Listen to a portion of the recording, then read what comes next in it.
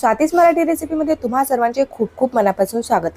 आज आपल्याला बनवायची उन्हाळी वाळवण रेसिपीमध्ये साबुदाणा, बटाटा आणि भगर चकली।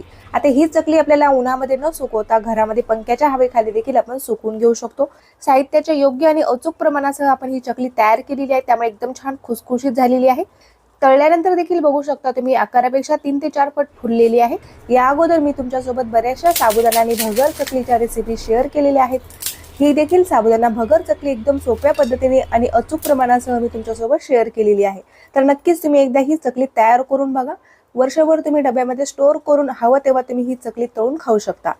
तर चला तर मग जास्त वेळ न घालता रेसिपीला सुरुवात करूया। तर वजनी प्रमाणामध्ये आपण या ठिकाणी 100 ग्राम भगर घेतलेली आहे। कपाने जर आपण बघितलं तर अर्धा कप मी या ठिकाणी भगर घेतलेली आहे। भगर आपल्याला छान स्वच्छ अशी 2 ते 3 पाण्याने धुवून घ्यायची आहे। तर भगरीमध्ये मी पाणी घातलेलं आहे। भगर आपल्याला हाताने चोळून छान स्वच्छ अशी धुवून घ्यायची आहे। तर 2 पाण्याने मी भगर छान स्वच्छ अशी धुवून घेतलेली आहे। आता आपल्याला भगर शिजवून घ्यायची आहे। कुकरच्या एका शिट्टीमध्येच आपलं चकलीचं मिश्रण तयार होतं। जास्त गॅस देखील लागणार नाही। कुकरमध्ये आपल्याला धुवून घेतलेली भगर घालून घ्यायची आहे। आता आपण अर्धा कप भगर घेतलेली आहे, त्यासाठी आपल्याला 1.5 कप पाणी घालून घ्यायचंय। 1 वाटी जर तुम्ही भगर घेतली तर त्यासाठी तुम्हाला 3 वाट्या पाणी घालून घ्यायचं। तर कुकरमध्ये मी 1.5 कप पाणी घालून घेतलेलं आहे। भगरी पुरतच आपण या ठिकाणी मीठ घातलेलं आहे। बाकीचं आपल्याला साबुदाणा आणि बटाट्यासाठी लागणार जे मीठ आहे ते नंतर घालून घ्यायचं आहे। आता मी फक्त भगरी पुरतं मीठ या ठिकाणी घालून घेतलेलं आहे। मिश्रण आपण छान असं मिक्स करून घेतलेलं आहे। आता कमी गॅसवरती आपल्याला कुकरची एकच शिट्टी काढून घ्यायची आहे। कुकरच्या एकाच शिट्टीमध्येच आपली भगर छान मऊ अशी शिजल्या जाते। कुकर आपण गॅसवरती ठेवून घेतलेला आहे। तर मी या ठिकाणी 1 कप साबुदाणा रात्री भिजत घातला होता। आपण 1 कप साबुदाणा घेतलेला आहे। वजनी प्रमाणामध्ये जर बघितलं तर 150 ग्राम मी या ठिकाणी साबुदाणा घेतलेला आहे। साबुदाणा आपला एकदम छान मऊ असा भिजलेला आहे, छान फुललेला देखील आहे। आता आपण साबुदाणा बाजूला ठेवून देऊया। आता या ठिकाणी मी 2 बटाटे, एक मोठ्या आकाराचा आणि थोडासा छोट्या आकाराचा बटाटा उकडून घेतलेला आहे। वजनी प्रमाणामध्ये मी 150 ग्राम बटाटे घेतलेले आहेत। जेवढा आपण साबुदाणा घेतलेला आहे तेवढेच मी या ठिकाणी बटाटे घेतलेले आहेत। फक्त भगरीचं प्रमाण आपण थोडंसं कमी ठेवलेलं आहे। साहित्याचं जे प्रमाण आहे ते देखील एकदम सुटसुटीत आहे। 150 ग्राम आपण साबुदाणा घेतलेला आहे, 150 ग्राम आपण या ठिकाणी बटाटे घेतलेले आहेत। साबुदाणा आणि बटाटे आपण सेम क्वांटिटीमध्ये घेतलेले आहेत। भगर आपण मात्र 100 ग्राम घेतलेली आहे। तुम्ही भगर देखील 150 ग्राम घेऊ शकता। आता बटाटे आपल्याला किसून घ्यायचे आहेत। किसूनच आपल्याला बटाट्याचा वापर चकलीमध्ये करायचा आहे, त्यामुळे चकली करताना अजिबात तुटत नाही। तर बटाटे आपण या ठिकाणी किसून घेतलेले आहेत। 2च बटाटे आहेत, त्यामुळे मी छोट्या भांड्याचा वापर करत आहे। जास्त आपल्याला भांड्याचा फाफट पसारा करायचा नाहीये, तर मोजक्या भांड्यामध्येच आपल्याला ही चकली बनवून तयार करायची आहे। पण कुकरची एक शिट्टी काढून घेतलेली आहे। कुकरची मी वाफ काढून घेतलेली आहे आणि कुकरचं झाकण आपण उघडून घेतलेलं आहे। बघू शकता भगर एकदम मस्त अशी शिजलेली आहे। आता भगर गरम आहे, कुकर देखील गरम आहे। आता यावरती आपल्याला लगेच साबुदाणा घालून घ्यायचा आहे। साबुदाणा आपल्याला कच्चा न वापरता हलकासा वाफवून घ्यायचा आहे। कुकरची एक शिट्टी काढून मी गॅस बंद केलेला आहे। यावरती आपल्याला साबुदाणा घालून घ्यायचा आहे।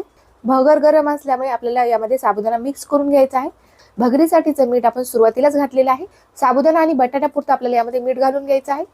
गॅस बंदच आहे। साबुदाणा आपण भगरीमध्ये छान असा मिक्स करून घेतलेला आहे। आता यावरती आपल्याला किसून घेतलेला बटाटा घालून घ्यायचा आहे। 2 हिरव्या मिरच्या मी मिक्सरला बारीक करून घेतलेल्या आहेत। ते हिरव्या मिरच्या आपल्याला यामध्ये घालून घ्यायच्या आहेत। मीठ आणि हिरवी मिरची बटाटा आपल्याला यावरती असाच पसरून द्यायचा आहे आणि कुकरचं झाकण बंद करून आपल्याला कुकर थंड होईपर्यंत बाजूला ठेवून द्यायचा आहे। 10 ते 15 मिनिटांसाठी मी कुकर असं झाकून बाजूला ठेवून देणार आहे। तर 10 ते 15 मिनिट झालेले आहेत। कुकरची आपण वाफ काढून घेतलेली आहे। कुकर पूर्णपणे थंड झालेला आहे। आपला जो साबुदाणा आहे तो छान असा फुललेला आहे। आता आपल्याला हे मिश्रण एका ताटामध्ये काढून घ्यायचं आहे। तुम्हाला हवं असल्यास तुम्ही कुकरमध्येच याला मॅश करून घेऊ शकता आणि लगेचच तुम्ही याच्या चकल्या तयार करू शकता। तर या ठिकाणी मी एका ताटामध्ये हे मिश्रण काढून घेतलेलं आहे। मिश्रण मी हाताने एकजीव करून घेतलेलं आहे। आता पावभाजी मॅशरने आपल्याला याला मॅश करून घ्यायचं आहे, म्हणजे चकली करताना अजिबात तुटणार नाही। सर्व साहित्य आपण यामध्ये घालून घेतलेले। तुम्हाला जर उपवासाला जिरे चालत असेल तर तुम्ही यामध्ये जिरे देखील घालू शकता। आता मॅशरने आपल्याला याला छान मॅश करून घ्यायचं आहे। पावभाजी मॅशर मी या ठिकाणी घेतलेला आहे। बऱ्याच वेळेस आपण चकली करायला जातो आणि चकली जी आहे ते करताना तुकडे पडतात, त्यामुळे आपल्याला हे मिश्रण अशा पद्धतीने थोडंसं मॅश करून घ्यायचं आहे, म्हणजे चकली करताना अजिबात तुटणार नाही। छान गोल आकारामध्ये तुमची चकली तयार होईल। तर मिश्रण मी या ठिकाणी 2 ते 3 मिनिट मॅश करून घेतलेलं आहे। आता लगेचच आपल्याला याच्या चकल्या तयार करून घ्यायच्या आहेत। तर या ठिकाणी मी चकलीची प्लेट घेतलेली आहे। साच्यामध्ये आपल्याला हे मिश्रण भरून घ्यायचं आहे आणि प्लास्टिक सीटवरती आपल्याला याच्या गोल आकारामध्ये मस्त अशा चकल्या तयार करून घ्यायच्या आहेत। तर बघू शकता तुम्ही चकली करताना अजिबात तुटत नाहीये। मस्त अशी आपली गोल आकारामध्ये ही चकली तयार होत आहे। तर सर्व चकल्या आपल्याला सेम याच पद्धतीने तयार करून घ्यायच्या आहेत। उन्हाची जर सुविधा असेल तर तुम्ही उन्हामध्ये या चकल्या सुकवू शकता आणि जर ऊन नसेल, उन्हाची सुविधा नसेल तर तुम्ही घरामध्ये पंख्याच्या हवेखाली देखील या चकल्या तयार करून सुकवून घेऊ शकता।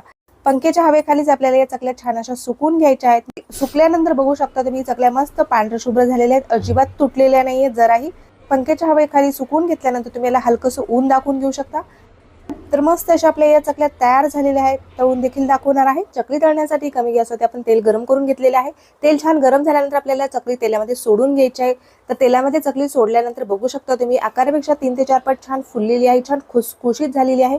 आणि रंग तर तुम्ही बघू शकता एकदम छान पांढरा शुभ्र असा आपल्या चकलीला रंग आलेला आहे. एकदा बनवून तुम्ही वर्षभर स्टोअर करून ठेवू शकता. हवं तेव्हा तुम्ही या चकल्या तळून खाऊ शकता. या साहित्याच्या प्रमाणामध्ये आपली चकली अजिबात बिघडणार नाही, चवीला देखील एकदम छान तयार होते.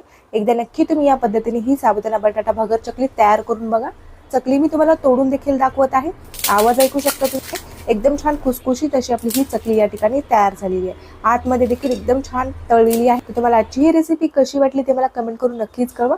व्हिडिओ जर आवडला असेल तर व्हिडिओला लाईक करायला विसरू नका. अशाच नवीन रेसिपी बघण्यासाठी चॅनलला लगेचच सबस्क्राईब करून घ्या. भेटूया तशीच एखाद्या छानशा आणि नवीन रेसिपी सोबत. तोपर्यंत धन्यवाद.